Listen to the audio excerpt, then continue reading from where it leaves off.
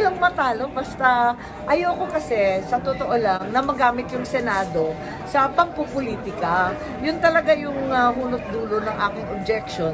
Dahil nakita natin, may kaso yung Korte Suprema, yung Wengson versus Senate Blue Ribbon Committee, na pareho naman yung paksa, wala naman bagong in aid of legislation. Parang sinabi ng Supreme Court, hayaan na ang Korte mag-imbestiga at mag-prosecute. Huwag magpapagamit sa kung sino man may interest na political o economical, hindi maganda yun. Sinasabi nila, wala daw silang nakikita na kailangan itong investigation na ito in aid of legislation. Kaya pinatitigil nila. At yun na nga, nabanggit na anyway, may criminal case naman na let the court decide and not the Senate. Una, hindi naman papel ng komite ng Senado desisyonan ang pagka-inosente o pagka-guilty ni Pastor Quiboloy sa mga reklamo laban sa kanya. Yan ay larangan ng korte. Pero papel ng Senado at responsibilidad namin, tignan kung dahil sa mga krimen na mapapatunayang nangyari o offense na napatunayang natanggap ng mga victim survivors, may mga gaps sa ating mga batas na kailangan naming gamutin. Iwasto kung may mali, punuin kung may gaps.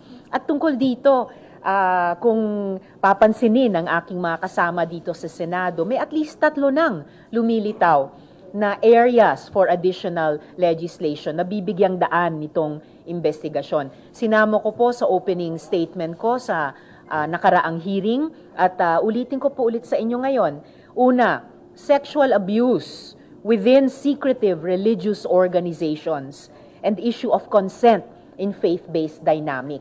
Kapag po ang isang tao, halimbawa isang babae o isang menor de edad, ay pinaniwalaan na itong tao ay isang di lamang mataas na religious leader, kundi embodiment pa ng Diyos.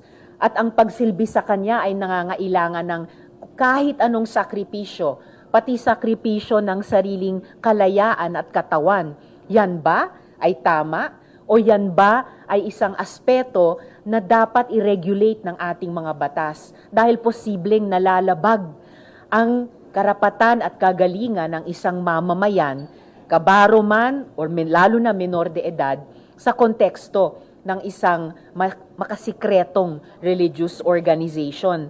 So anong mga amyenda sa ating batas ang kakailanganin para bantayan yung freedom of choice talaga nung tao at yung pag-exercise ng consent o di pagbigay ng consent kahit sa loob ng ganyang mga mahihigpit na religious organizations. Pangalawa, inability of our labor laws to sufficiently address voluntary labor arrangements. Paano kung walang employee-employer relationship, yung isang miyembro ng isang religious organization na halimbawa pinatrabaho pa sa isang media institution na sakop ng religious organization na iyan. Wala bang magagawa dapat ang ating batas kung meron namang malilinaw na paglabag sa labor standards o sa occupational safety and health standards?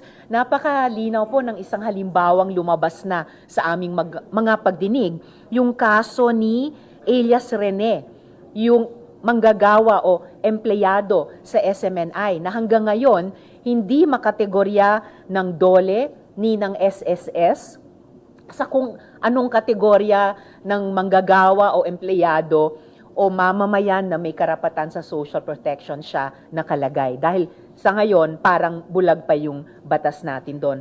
At pangatlo, last and not the least, interaction of our anti-trafficking laws with the constitutional principle of religious freedom.